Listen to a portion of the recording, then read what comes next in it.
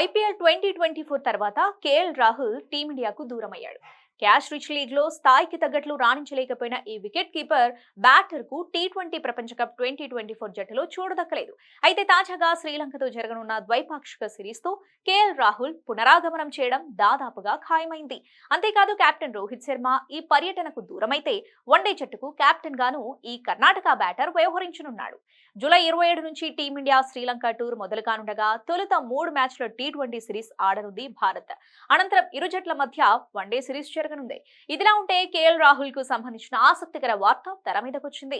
ఈ team India star cricketer ఖరీదైన ఇంటిని కొనుగోలు చేశాడు. తన భార్య అతియా శెట్టితో కలిసి ముంబైలోని వెస్ట్ బాంద్రాలో విలాసవంతమైన ప్లాట్ ను సొంతం చేసుకున్నాడు.